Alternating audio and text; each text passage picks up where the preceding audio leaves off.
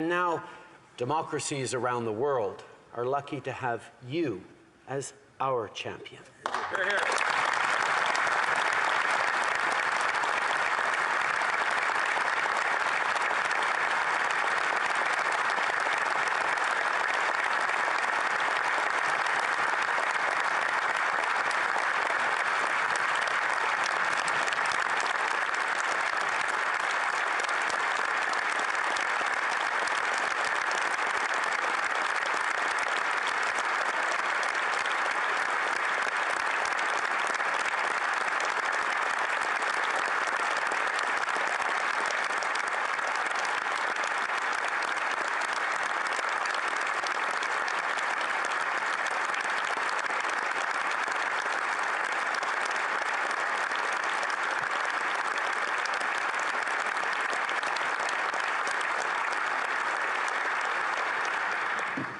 Your courage and the courage of your people inspires us all.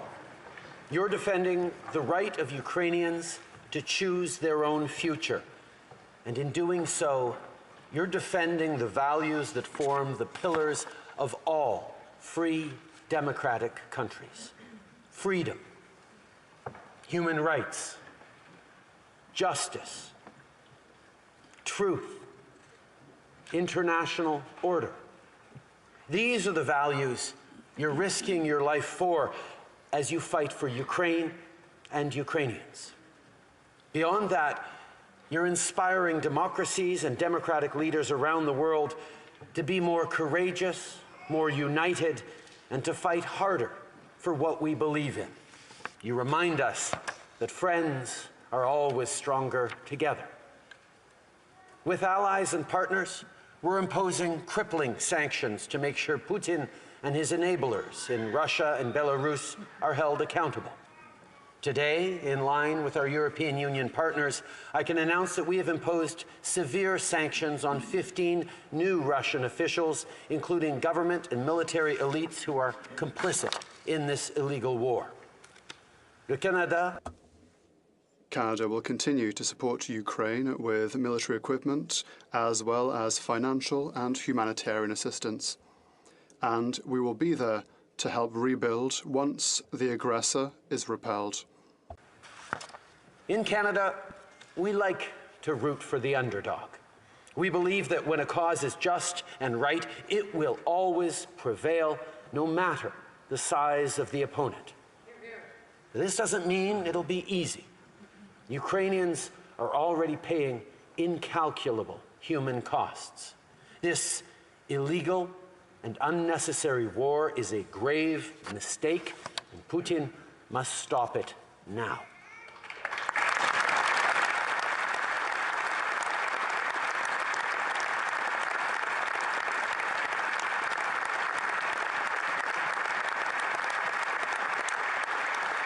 Le mépris.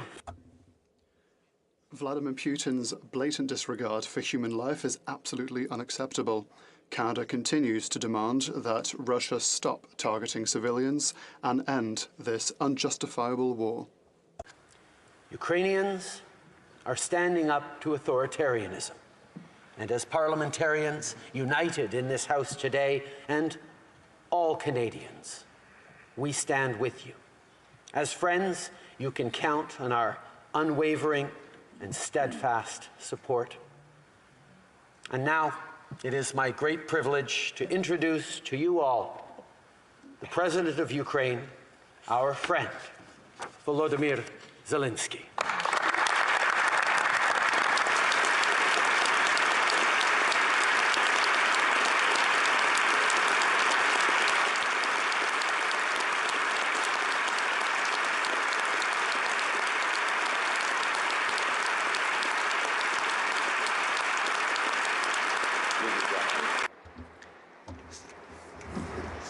Thank you very much.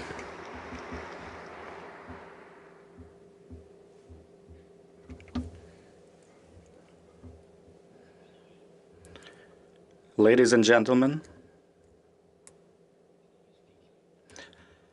Mr. Speaker, Prime Minister, dear Justin, members of the government, members of the Parliament, all distinguished guests, friends.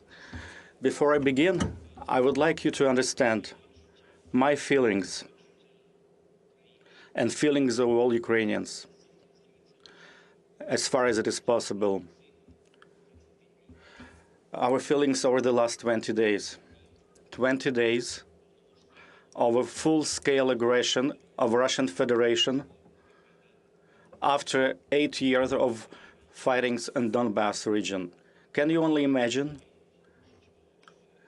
Imagine that on 4 a.m., each of you start hearing bomb explosions, severe explosion. Justin, can you imagine hearing your children hear all these severe explosions, bombing of airport, bombing of Ottawa airport, tens of other cities of your wonderful country. Can you imagine that? Cruise missiles are falling down on your terrain, and your children are asking you what happened, and you are receiving the first news which infrastructure objects have been bombed and destroyed by Russian Federation. And you know how many people already died. Can you only imagine what words, how can you explain to your children that you just, full-scale aggression just happened in your country? You know that this is war to annihilate your state, your country. You know that this is the war to subjugate your people. And on second day, you receive notifications that huge columns of military equipment are entering your country, crossing the border. They're entering small cities. They are giving siege. They're encircling cities. And they start to shell civil neighborhoods. They bomb school buildings.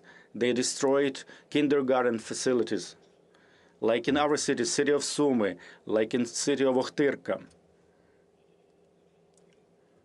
Imagine that someone is taking siege, laying siege to Vancouver. Can you just imagine that for a second? And all these people who are left in such city. And this is exactly the situation that our city of Mariupol is suffering right now. And they are left without heat or hydro, or without means of communicating, almost without food, without water, seeking shelter in bomb shelters. Dear Justin, dear guests, can you imagine that every day you receive memorandums about the number of casualties, including among women and children? You've heard about the bombings. Currently, we have 97 children that died during this war. Can you imagine famous CN Tower in Toronto? If it was hit by Russian bombs. Of course, I don't wish this on anyone, but this is our reality in which we live. We have to contemplate, we have to see where the next bombing will take place. Your church square, we have a Freedom Square in the city of Harton. Our Babin-Yar, the place where victims of Holocaust were buried, and it has been bombed by the Russians. Imagine that Canadian facilities have been bombed, similarly as our buildings and memorial places are being bombed. A number of families have died. Every night is a horrible night. Russians are shelling from all kinds of artillery, from tanks. They're hitting civilian infrastructure. They're hitting big buildings. Can you imagine that there is a fire starting at a nuclear power plant? And that's exactly what happened in our country. Each city that they are marching through, they are taking down Ukrainian flags. Can you imagine someone taking down your Canadian flags in Montreal and other Canadian cities. I know that you all support Ukraine. We've been friends with you, Justin, but also I would like you to understand, and I would like you to feel this, what we feel every day. We want to live, and we want to be victorious. We want to prevail for the sake of life. Can you imagine when you call your friends, your friendly nation, and you ask, please close the sky, close the airspace, please stop the bombing. How many more cruise missiles have to fall on our cities until you make this happen? And they, in return, they express their deep concerns about the situation. When we talk with our partners, and they say, please hold on a little longer.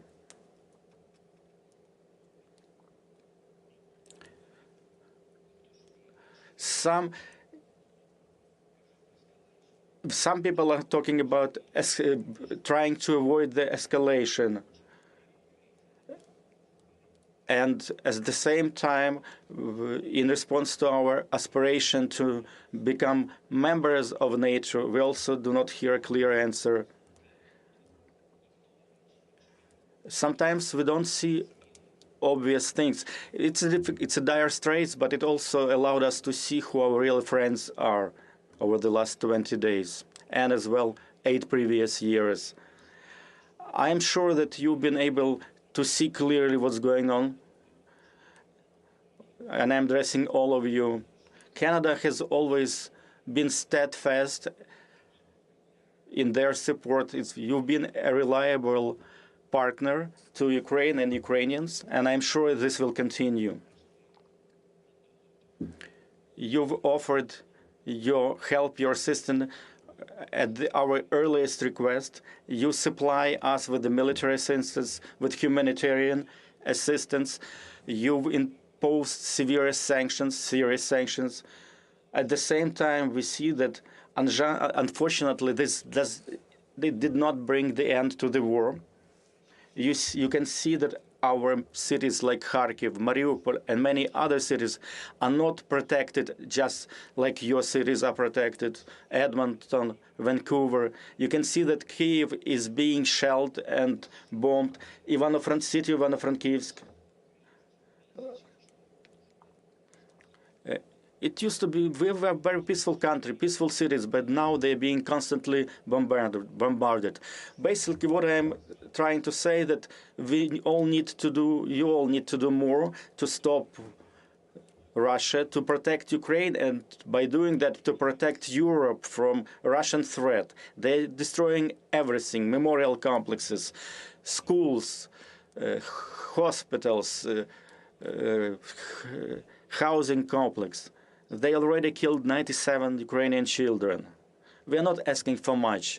We're asking for justice, for real support, which will help us to prevail, to defend, to save life all of the world.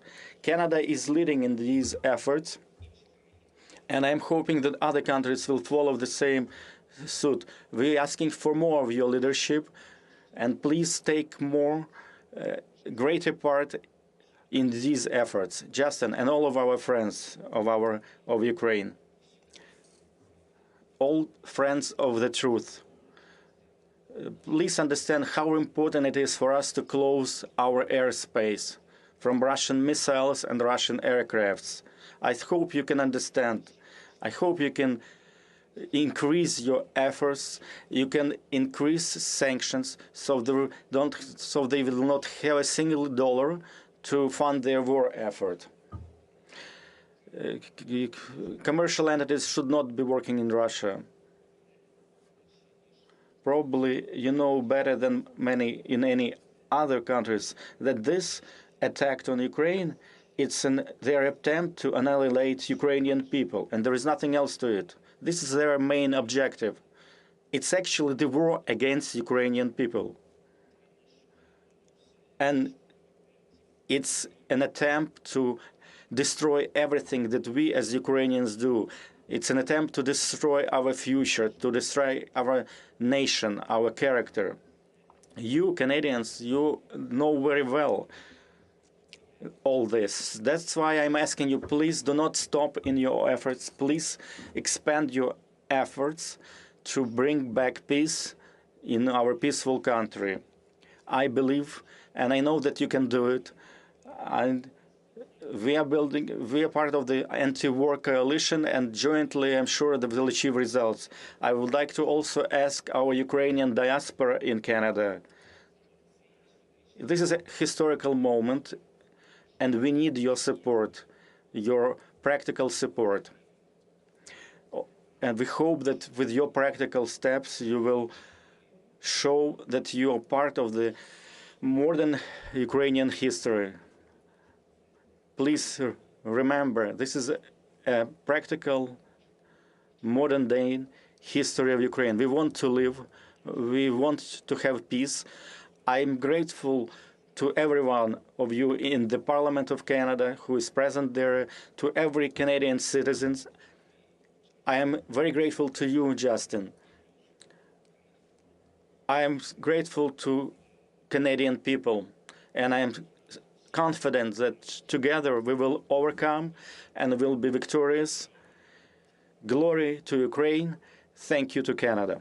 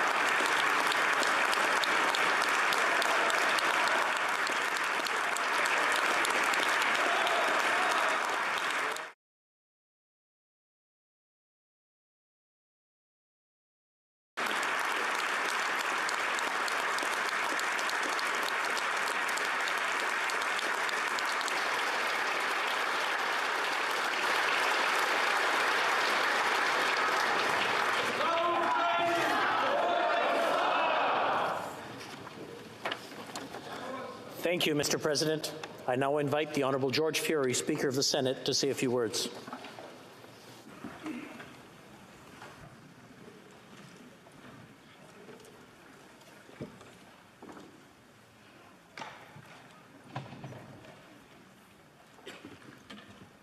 President Zelensky, Prime Minister Trudeau, Chief Justice Wenger, Speaker Rhoda, fellow parliamentarians, distinguished guests, mesdames et messieurs. Monsieur le Président, Mr. President, it is a great honor and privilege for me to thank you for your very powerful and inspiring words. on behalf of all senators, members of the House of Commons, and indeed on behalf of all Canadians, it is my honor and privilege to thank you for your very powerful and inspiring words today. Please know, Mr. President, that Canadians stand with you. We know what is at stake.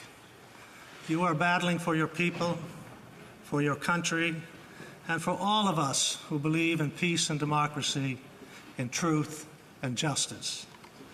For all of us who stand against tyranny, lies, and the horrific war crimes that have been committed against the Ukrainian people. There is a word in the Bible, one word, that expresses so much of the courage that you, Mr. President, and your fellow Ukrainians are showing the world. In the original Hebrew, the word is hineni. Literally, it means, here I stand. It was said by the great Old Testament leaders when called upon to lead their people. It is a statement of stepping up to leadership in the face of overwhelming odds. It is clearly what you are saying, Mr. President, by your actions, and what all Ukrainians are saying in this terrible time of crisis. The world is witnessing a Ukraine united more than ever in common cause to secure its place among the family of nations. As Prime Minister Trudeau has made clear by his words and actions, Canada stands with you. I know I speak on behalf of all Canadians when I express our admiration for the leadership and courage you have demonstrated as the Ukrainian people struggle to repel a brutal and illegal invasion. You have shown the world that Ukraine will not cower, will not falter, and will not be defeated. The heart and soul of Ukraine are strong. Canada recognizes your fortitude, your resilience, and your strength of purpose. Canada stands with Ukraine and her many allies in the pursuit of a swift and peaceful resolution to this conflict. This resolve rests upon our shared commitment to democracy, to human rights, and to the sovereign equality of all nations. For Canadians, Ukraine is permanently woven into the fabric of our culture. Ukraine, simply put, is family. Mr. President, to you and the people of Ukraine, please be assured of our solidarity in the days and weeks ahead. Merci, Monsieur le Président, pour votre... Thank you, Mr. President, for your great strength and your great courage. Thank you once again for your courage and determination in the face of this horrific onslaught, and for your inspiring words to Canada and indeed to the world today. Slava Ukraini.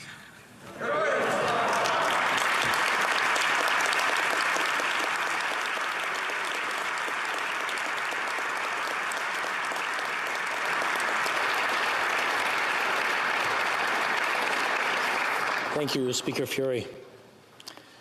Monsieur le Président, Mr. President, most of us can only imagine the hardship, the sorrow, and the fear that the people of Ukraine are enduring as their nation is attacked and their very existence is threatened. the extraordinary courage and defiance that Ukrainians are demonstrating in defending their country and their way of life is an example to all freedom-loving people. And it is clear that many of our fellow citizens are drawing strength from your own determination to repel the invaders and protect your homeland. You are not just the president anymore. You have proven to be a great leader of your nation.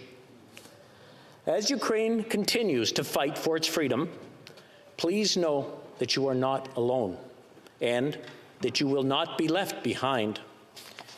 We will be there with you. We may be distant cousins in terms of geography, but Ukraine is woven into the very fabric of Canadian society, thanks to more than 1 million Canadians of Ukrainian descent. In an interview you gave 2 years ago, you said, and I quote, "We must remember the heroes of today, heroes of the arts, heroes of literature, simply heroes of Ukraine. Why don't we use their names, the names of the heroes that today unite Ukraine?"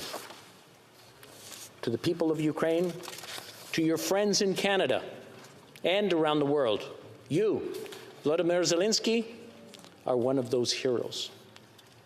Heroyam Slava. Au nom de tous les parlementaires. On behalf of all parliamentarians, thank you for having addressed the people of Canada and for showing us the true meaning of courage, freedom, and patriotism. May we prove worthy of the friendship between our people and our countries. Slava Ukraini. Merci. Merci. Thank you. Дякую.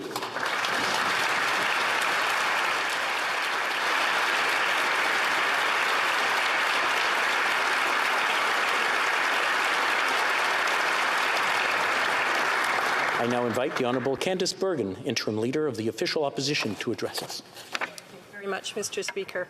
I would like to begin by first and foremost stating on behalf of my Conservative caucus our complete admiration and respect for the people and the nation of Ukraine.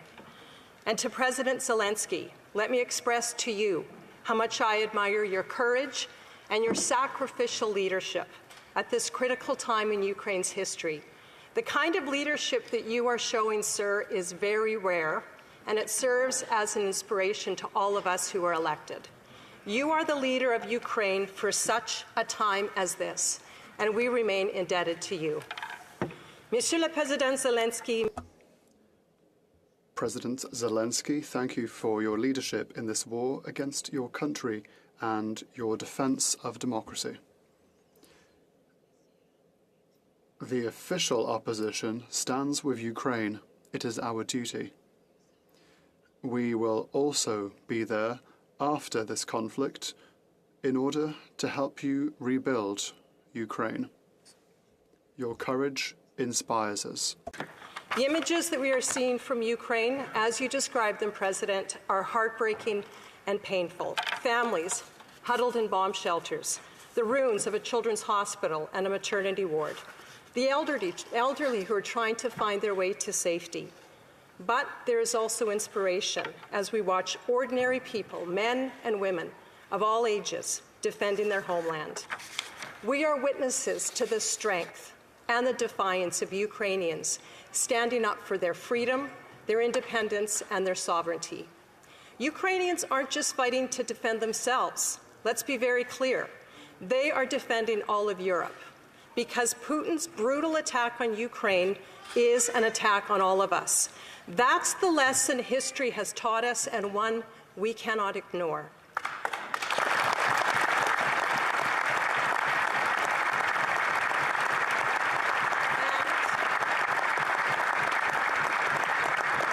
And it is why we must help the people of Ukraine in every way possible.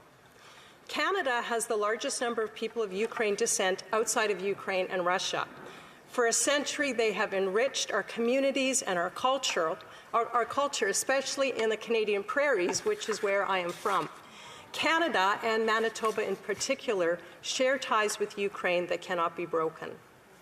And now, almost 1.4 million Ukrainian Canadians are watching what is happening. Their hearts and their souls are reaching out, hoping, praying for the nation and the people of their forebears. This war of naked aggression has revealed Vladimir Putin for what he really is, a warmonger and a violent predator with no regard for human life and suffering. He has crossed lines that after 2 world wars we thought would never be crossed, and he's shaken the rule-based order that has kept millions safe since 1945.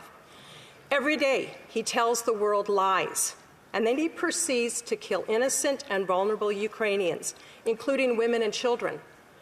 And while on his rampage, he continues to threaten the world, saying if he doesn't get his way, he will use the worst extremes possible. It's sickening to watch. Putin must be brought to justice. He must be held to account for his crimes against humanity at the International Criminal Court at The Hague.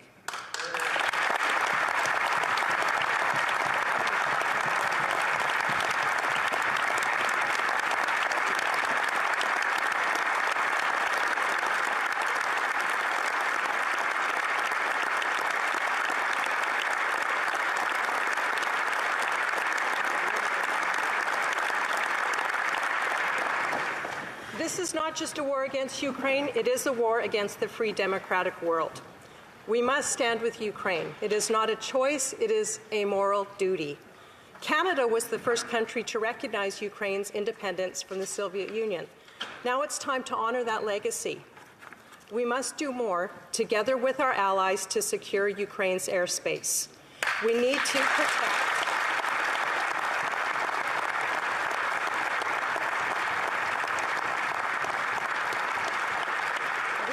Protect at a minimum the airspace over the humanitarian corridors so that Ukrainians can seek safe passage away from the war zones and to allow humanitarian relief to reach those areas under siege. Canada must do whatever it can to cut through any red tape and welcome Ukrainians who are fleeing, although we all know that what Ukrainians want most is to be able to live in their home nation free, sovereign, and peaceful. President Zelensky,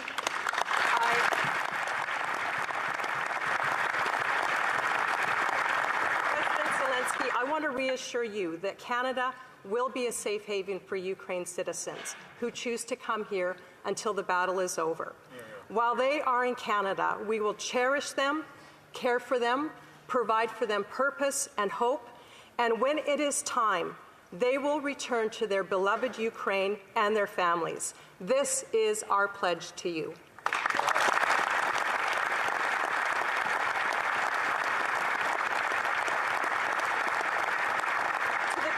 Ukraine, let me conclude by saying simply, Canadians support you today as you face Putin and his reckless empire building. Conservatives stand shoulder to shoulder with Ukraine, and we will continue to support you when this terrible conflict finally ends and you rebuild your homes and communities. Your courage and faith and your fortitude in the face of adversity are an inspiration to all of us. Slava Ukraini, glory to Ukraine, glory to the heroes. Keep fighting, keep believing, keep hoping. Thank you.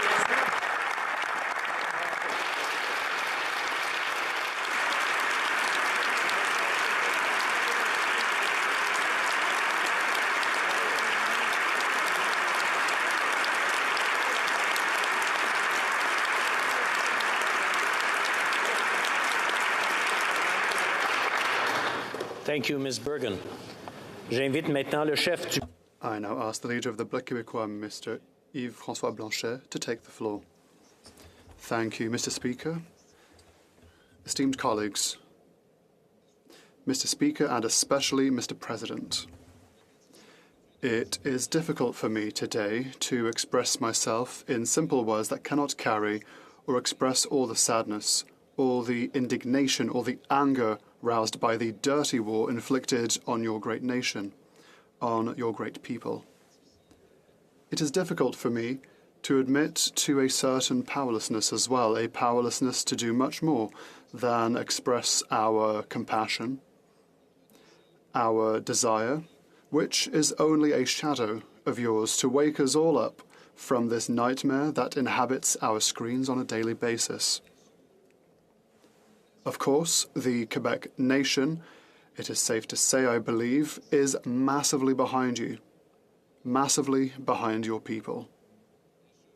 Of course, we have asked and support the will that Canada act in the only valid way, in concert with the free countries of this world and with major international organizations, whether economic, military, or humanitarian.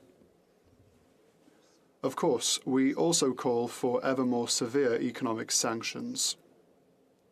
This so that it is from within Russia itself, through balanced negotiations, that this senseless aggression will come to an end.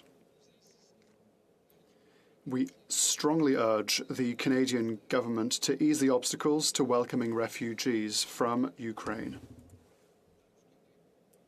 In Quebec and in Canada, there are people, there are families, there's the diaspora that wishes to welcome these refugees. We also need a humanitarian bridge between your territory and ours. It is with dismay that we have also heard your call for more weapons. You are entitled to them. You need them. The Quebec nation is peaceful. The Ukrainian nation is peaceful. I am convinced that it is with reluctance that you have asked for these weapons. Your people have the right to defend those they love. They have the right to defend this land that is theirs. So yes, Mr. President, let's arm the Ukrainians rapidly and more significantly.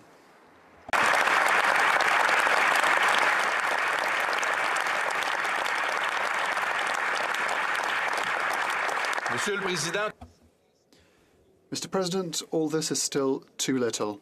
Too little every time a man, a woman, or a child dies, every time a hospital, a daycare centre, a school, a park, or even a single flower is destroyed.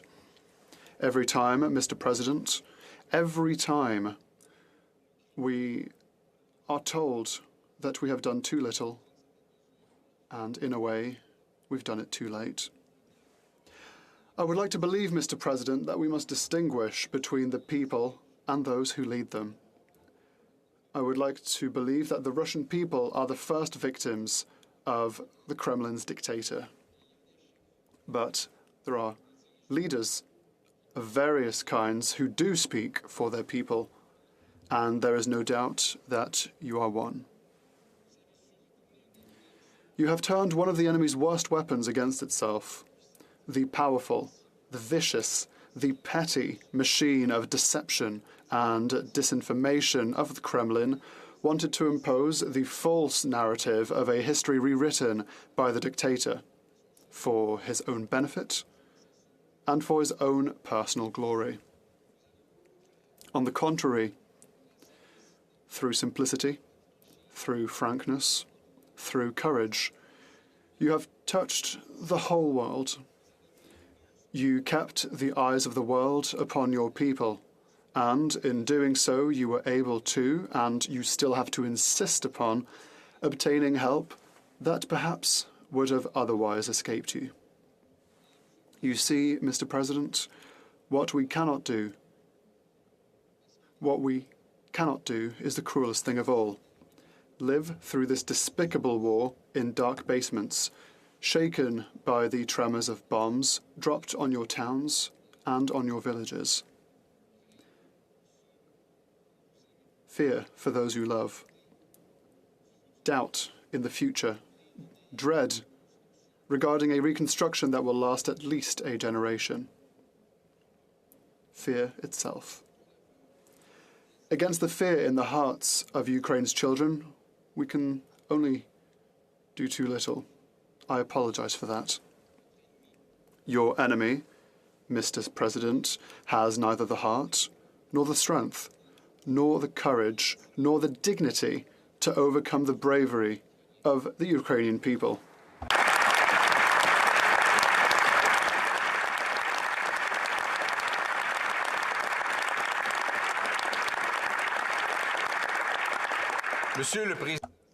Mr. President Zelensky, you will win. Freedom will be restored to you. And, in its modest way, Quebec will celebrate with Ukraine. Merci.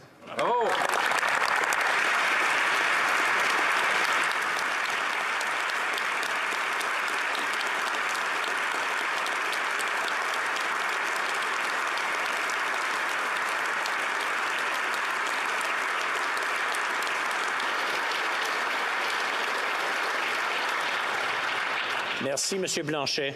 Thank you, Mr. Blanchet. The leader of the New Democratic Party, Mr. Jagmeet Singh, to speak to us. Thank you, Mr. Speaker. I want to thank President Zelensky. We heard his words today. We want to thank him for his courage, his inspiration, his resilience. We want to thank the people of Ukraine for their courage and their resilience. He asked us to imagine what it's like to wake up 4 in the morning to bombing. He asked us to imagine what it's like to explain to children. What does it mean? What is going on? Why are we being bombed? Why are we being attacked? He asked us to imagine what it would be like to lose 97 children to a war. He asked us to imagine if major cities in our country, major cities and major places that we think about Montreal and Ottawa, our capital city, Toronto, Vancouver. He asked us to imagine what it would be like if tanks rolled into these cities. What would it be like to see bombs fall on our homes and our cities and our communities, on schools, on hospitals? He asked us to imagine that, and frankly, we can't imagine that. Sitting in Canada, it is unimaginable. But we've seen the horrors unfolding in Ukraine. We've heard the words of President Zelensky. We have spoken with Ukrainian Canadians who share with us the pain that they're experiencing right now, not knowing if their loved ones are going to survive the night. We've heard from families that call constantly asking, are you okay? Are you still alive? It is unimaginable for us. And he asked us, imagine what it's like and please help. He asked for more help. He acknowledged that so far Canada has been a strong ally, but he asked for more help. And we must answer that call. Canadians stand with Ukraine and will answer that call to provide as much help as possible in this time.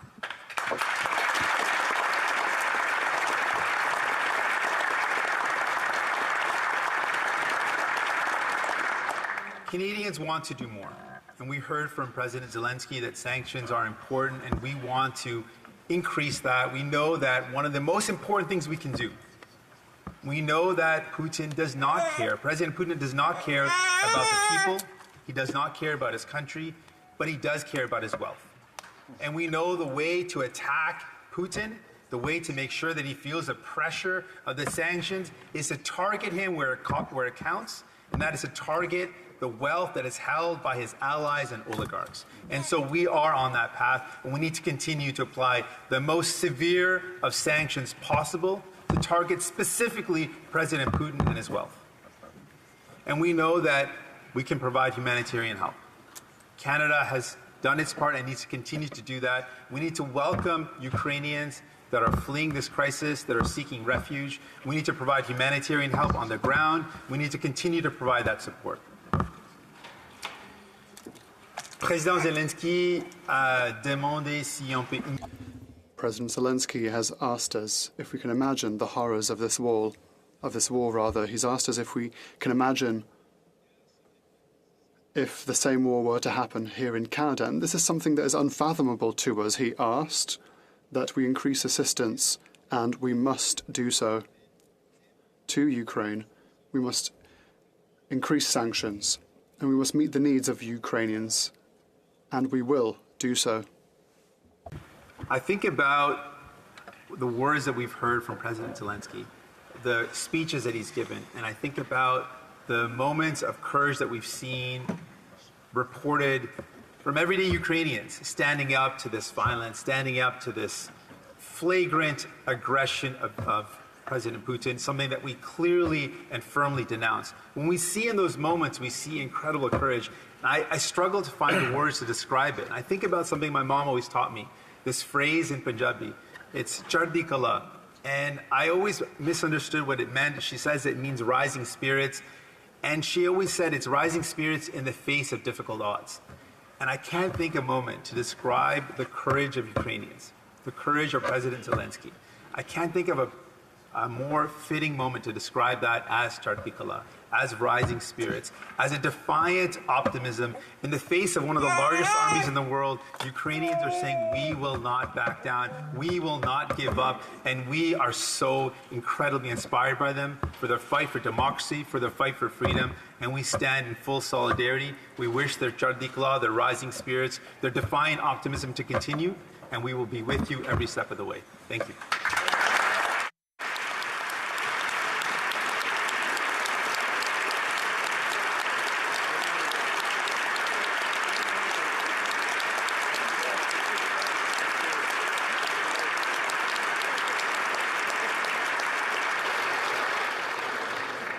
Thank you, Mr. Singh.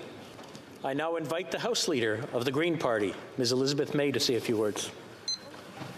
Merci, Monsieur le Président. Thank you, Mr. Speaker. Thank you, President Zelensky. What an honor for me to take the floor in this extraordinary and historical moment. And for all of my dear colleagues. The Green Party is part of a grand green family in many countries of this world. A few days ago, I received the following letter sent by the president of Ukraine's Green Party, Vitaly Kononov, and I quote, Dear Green friends, we are writing to you from bomb shelters, from our home Ukraine, which is mercilessly attacked and bombarded by Russian forces since that fateful day, February 24, 2022. Ukrainians are indiscriminately hit. Collateral damage amounts to total destruction of cities, many civil and social infrastructures that have no relevance to the military are destroyed. Thousands of civilians dead and injured. Millions are fleeing their homes. Ukrainian army and civil defense volunteers have taken up arms and are fighting for the survival of Ukraine. They are successful to a great extent, but missile and bomb attacks by air are causing greatest damage. We are helpless. We have no weapons to counter air attacks. We appeal to you for support. Please urge your governments to help protect our sky by having a no-fly zone. For the sake of world peace and security, for democracy and resolution of conflicts through peaceful means and a rules-based world order, please help Ukraine. Now, it broke my heart to write our dear colleague in Ukraine that all elected Greens around the world have come to the same conclusion, that a no-fly zone will risk a wider war and even a nuclear war. We know these reasons are solid, even though they ring hollow. But we must use every tool, and I fear that the tools we have in front of us are inadequate to the task. President Zelensky, we do not want to let you down. We fear that we may inevitably let you down, but we will find every tool we can find, and where there aren't adequate tools, by God, let's invent them. In 1956, in the Suez Crisis,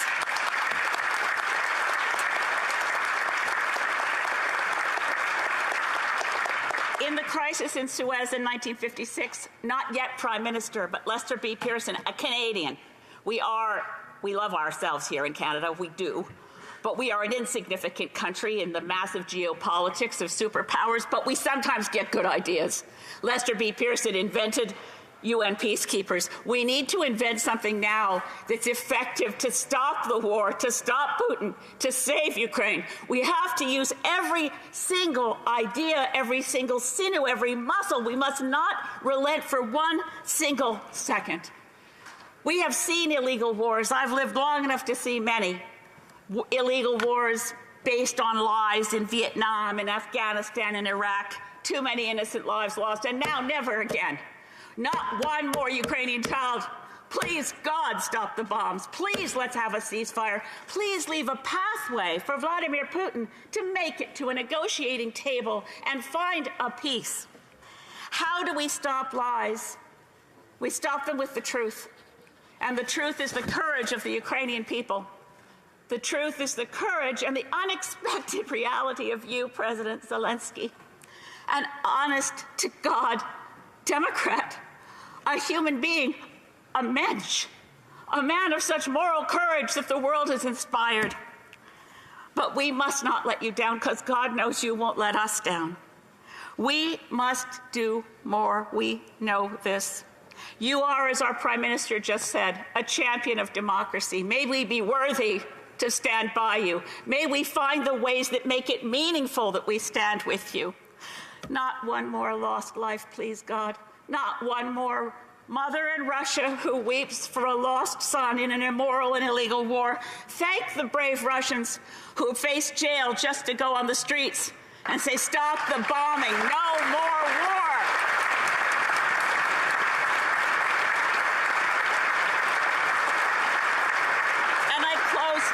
close with this. President Zelensky, what I want, what I pray, and I pray for you constantly, and for Ukraine. What I want is that you come here in person, that we invite you and we see you here, President of a country at peace, of a free, democratic, and victorious Ukraine. Please come here so that we can hope that in your eyes we remain worthy to be called your friend. Thank you.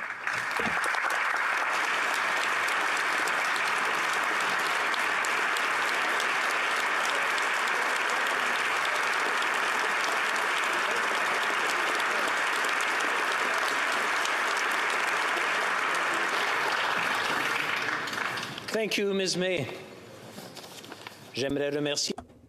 Once again, I would like to thank His Excellency President Zelensky for having addressed this House. I know that we will remember this exceptional man for a very long time. Thank all parliamentarians and all our distinguished guests for having attended, either in person or by video link. This historic joint address to Parliament will continue to be that, a historic event. Merci. Thank you. Yakuku. Thank you.